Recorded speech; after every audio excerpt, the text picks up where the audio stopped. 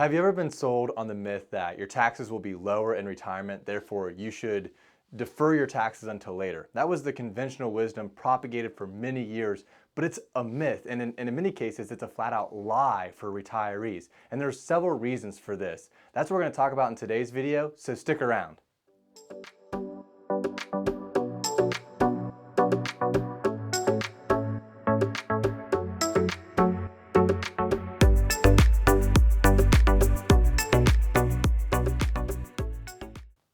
My name is Spencer Ford, CEO and wealth advisor with Conservative Financial Solutions and also a certified financial planner professional. And in today's video, like I said, we're going to talk about 4 reasons why you may end up paying higher taxes in retirement. So number 1 is your goal to all of a sudden live on less or reduce your standard of living when you enter into retirement?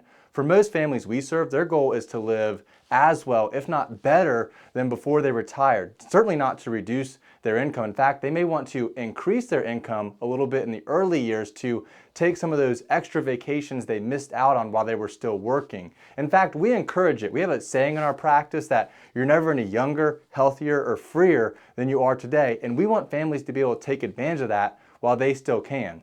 Number 2 is, on top of not wanting to live on less, you typically have less tax deductions in retirement. Your kids are grown up, so there's no tax deduction or credit there. The house is paid for or significantly paid down, so there's no mortgage interest to deduct, or certainly a lot less.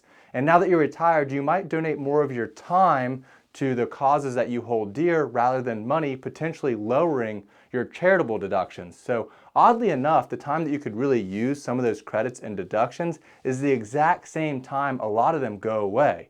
Number 3, if you're married, you're currently benefiting from married filing joint tax brackets. But what happens when one spouse passes away? The surviving spouse now becomes a single filer subject to the much more limited single filer brackets. The surviving spouse may be forced to pay more in taxes on Social Security and even have higher Medicare premiums. Even with less income, a surviving spouse can easily pay more in taxes than when both spouses were alive. I know that sounds crazy, but it's true.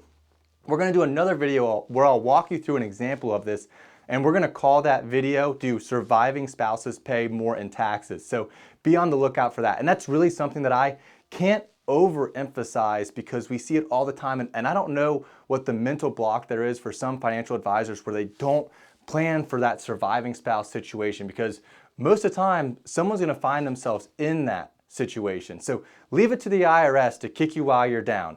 You just lost your partner, you have less income, and you're paying more in taxes.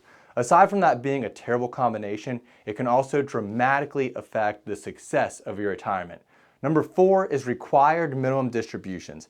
At a certain age, the government starts forcing you to take money out of your retirement accounts like your IRA, 401k, 403b, or other pre-tax retirement accounts simply so they can collect taxes. If you don't take the distribution, there's a hefty penalty.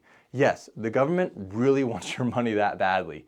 These distributions are designed in a way that each year they're likely to get larger and larger, forcing you to take more and more money, so you have to pay more and more taxes. And those distributions don't get smaller if you're a surviving spouse either, if all you've done is take the IRA and assumed it as your own. They just keep growing. And remember, now you're in less favorable tax brackets. Therefore, not only could you see your taxes in retirement be higher, they could increase every year. You're going to pay taxes in retirement, but wouldn't you like to pay as little as possible? There are ways to either eliminate or at least mitigate all 4 of the issues that we just talked about. And if you aren't working with a financial advisor that stays up to date on the tax code and is having these conversations with you, you're missing out.